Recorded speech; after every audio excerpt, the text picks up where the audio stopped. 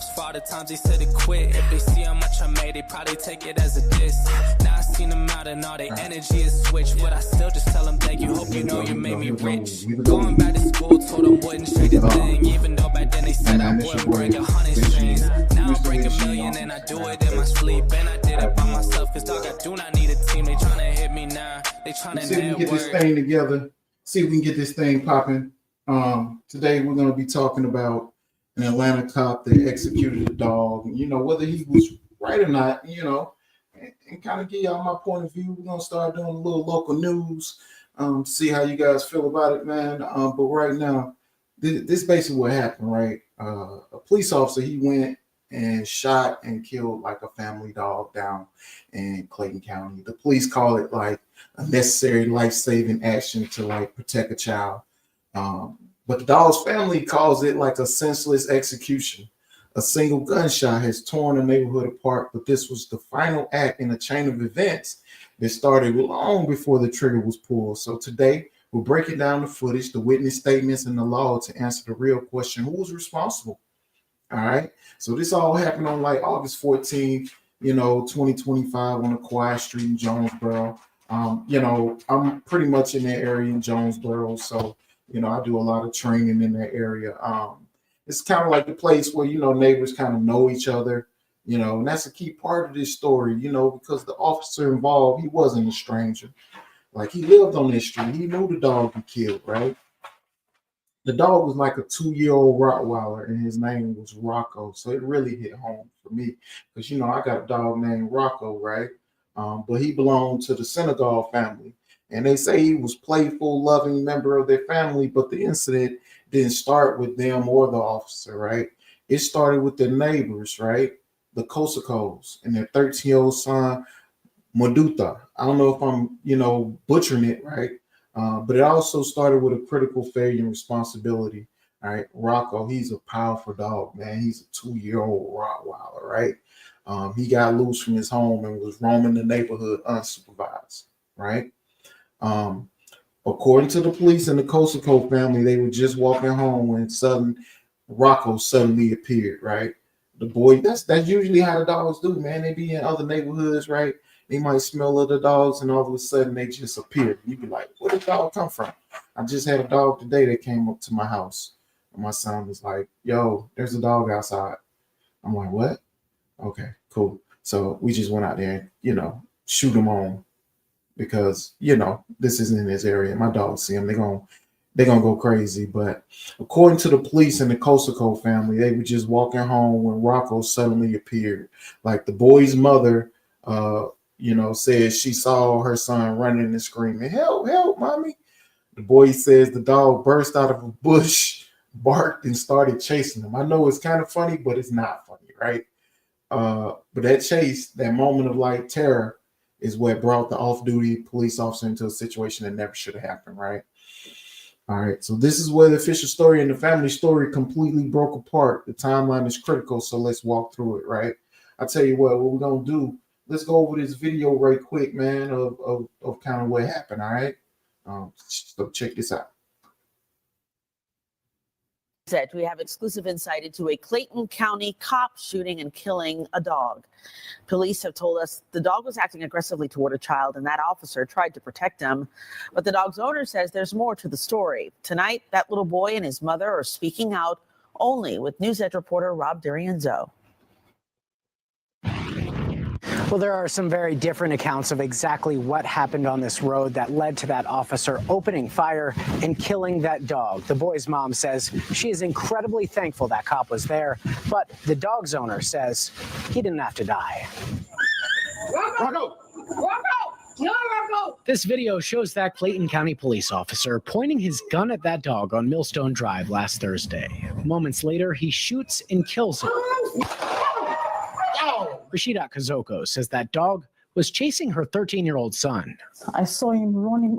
Help, help, help, mommy, help. They sat down exclusively with Fox 5. He says he was walking home with his mom and 3 siblings when that dog ran up on him. Immediately I jumped onto the roadside. The dog now barked and started chasing me, so I now started running. The boy says he was terrified, and the Clayton County officer who lives in the neighborhood came to his defense, first with a baton and then pepper spray. When he used his baton, the dog didn't want to stop coming. And then he used his pepper spray from there. That's when I left. By the time the 13-year-old ran back home up the street, he says he heard the gunshot. Oh, man. We're blurring the officer's face because the department hasn't indicated wrongdoing. It didn't have to happen like that. Rocco did not deserve to lose his life. The 2-year-old Rottweiler belonged to Renee Senegal. She says she was...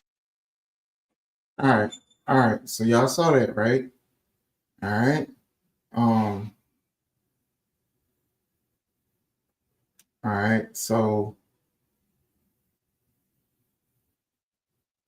let's keep going. Let's keep going. I want y'all to watch this and finish this up. home at the time, and Rocco broke free from his leash. He was looking to play. When he see my grandson and his best friend, that's all he want to do is play. Senegal claims they've had prior issues with that police officer neighbor, and he could have diffused the situation by knocking on her door. But Kazoko says the whole ordeal left her and her kids traumatized, and she was grateful he stepped in. If the cop was not there, I don't know if I would have lost him and lose all the other children. Kazoko and Senegal haven't spoken. We were unable to reach the officer for comment. I just want everyone to know that Rocco was not an aggressive dog. We are sorry that he got loose, and we take full responsibility for that, but he didn't have to lose his life. And at this point, Clayton County Police say their investigation into exactly what happened on this street is active. In Clayton County, Rob DeRienzo. All right, guys. So that's what happened, right? That's pretty much what happened. All right. This is where the official story and the family story completely break apart, right? The timeline is critical, so let's walk through it. First, the officer's perspective, which is backed up by the boy he was trying to protect. The officer sees the chase and steps in. He does immediately pull his gun. Both the police statement and the boy say he first tried non-lethal force. The 13-year-old boy even stated that the officer used his baton, but the dog didn't want to stop coming, okay? When the baton didn't work, the officer uses pepper spray. This is a big deal, using escalating force from commands to a baton to pepper spray is straight out of the police playbook. It shows how he was trying to end this without firing his weapon. The boy, Mudelthar, said that after the pepper spray hit, he took off for home. He probably saw that it was non-effective to the dog, and he was like, I'm out of here, right? By the time he got inside, he heard the gunshot. Now, let's flip it to the other side. Rocco's owner, Renee and Daryl Senegal, paint a totally different picture. They are quick to admit Rocco got loose, and they take full responsibility for that. But they are adamant he wasn't aggressive. He was looking to play. Renee Senegal said, y'all saw, this is all he wanted to do was play. But a child running and screaming for his mother doesn't see a dog looking to play. More importantly, this entire tragic event is a textbook example of a preventable training failure. After being hit with pepper spray, Rocco still didn't retreat home. He was confused and in pain. This is where proper training for recall, especially during an intense moment, is literally a matter of life or death. A well-trained dog, regardless of its fear or pain, should have made the decision to return home. Rocco's failure to do so put him in direct conflict with an officer trying to control a chaotic scene. Okay. The family also makes a really serious claim. They say Daryl described the final moments like this. He didn't chase the officer. He was barking, and the officer, you can see him kind of backing up and standing there, but he was standing over him for minutes with the gun drawn on him. The idea of an officer standing with his gun drawn for minutes suggests this wasn't a split-second reaction. Neighbors apparently tried to get Rocco to go home, but when the dog moved toward the officer, the shot was fired. And the owner brings up that critical piece of context. The officer was their neighbor.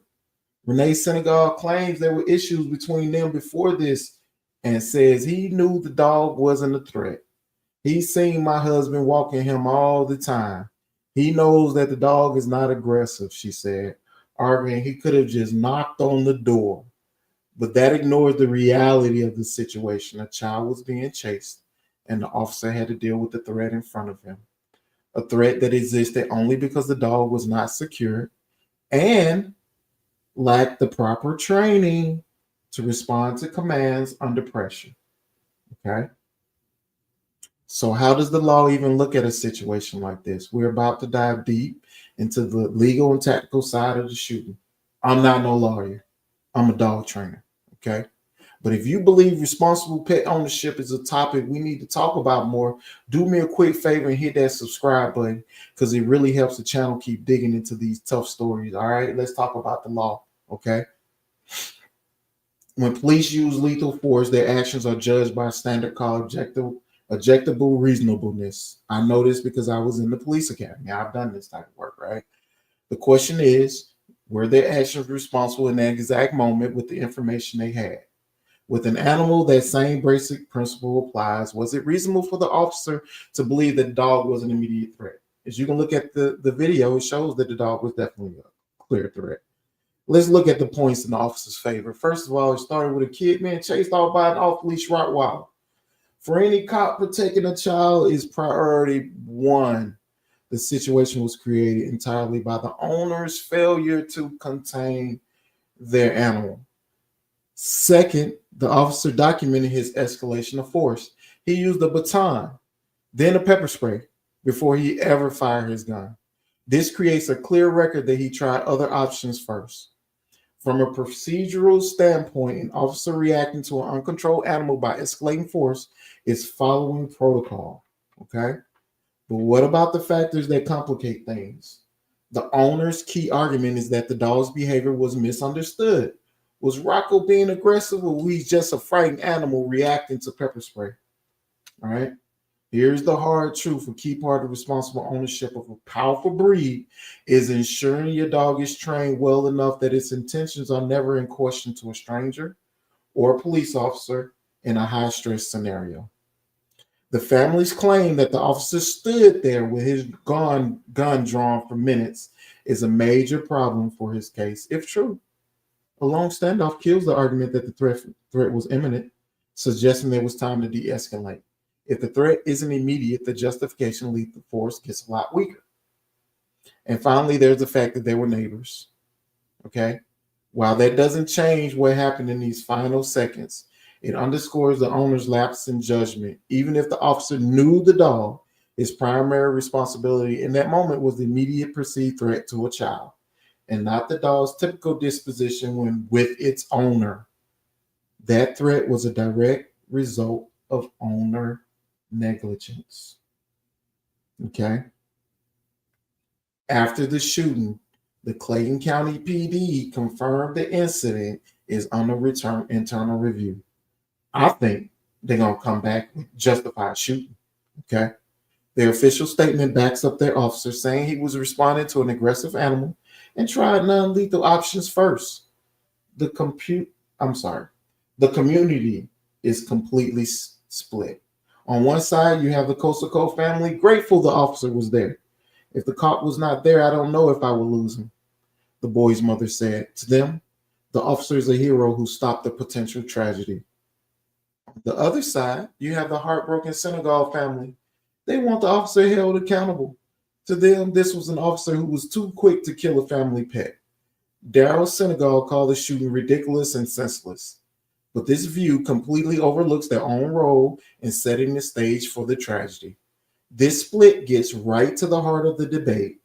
Was this a dangerous situation or simply a pet put in a fatal situation by a lack of oversight and training? Too many people think, oh, my dog is just want to play. He just want to play. That's not enough, guys. Your dog just wanting to play is not them wanting to play with everybody in the neighborhood. Everybody doesn't want to play with what looks to be an 85, 95-pound Rottweiler. You got to be, you got to have accountability for your own pets. And this right here is straight up unaccountability for your pet. I really think the owner should be held liable, even though there was nothing that really kind of, happened to them. Nothing happened to anybody, thankfully. But we're going to be going over a lot of videos where things do happen to people. And a lot of it is because people have failed to think that their dog is just playing until the dog is biting or chewing on somebody. And then they say, I don't know where this came from. Okay. So after looking at all of this, was the officer right? From a procedural point of view, the officer seemed to have followed the use of force playbook, right? He stepped in to protect a child from an uncontrolled dog, escalated from a baton to a pepper spray, and only then used his gun. Because of this, it's very likely the internal police investigation would clear him. But this isn't just about the officer's actions, it's about the owner's inaction. The entire tragic chain of events was set in motion by one thing: an unsecured dog that the owners admit they could not control. Dogs, especially powerful breeds, must be trained for recall during intense moments. The dog's inability to disengage and return home, even when called by neighbors, is a direct result of that training falling short. The family's claim that the officer held their pet at gunpoint for several minutes is a huge red flag, but ultimately, it doesn't change the origin of the incident. The officer was only in that position because of the owner's failure to protect their own dog by keeping it secure. The owner's heartbreaking words really say it all. We are sorry that he got loose, and we take full responsibility for that. But he didn't have to lose his life. It's a tragic admission that this was all preventable. Okay? In the end, the officer saw a threat to a child. The family saw their pet, but the officer was reacting to a crisis he didn't create. The responsibility for this incident rests squarely with the owners, whose failure to properly secure and train their dog led directly to its death. Now, I want to know what you think. Was this a tragic but necessary outcome of a dangerous situation? Or do you see it differently, right? What level of responsibility do you think the owners have to train their animals for moments like these?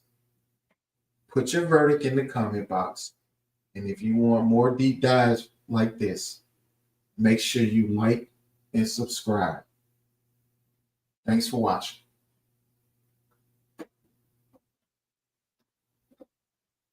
They try to Google me, see my net worth. I'm getting phone calls from investors. Y'all in corporate jobs, go finish all your desk work. Said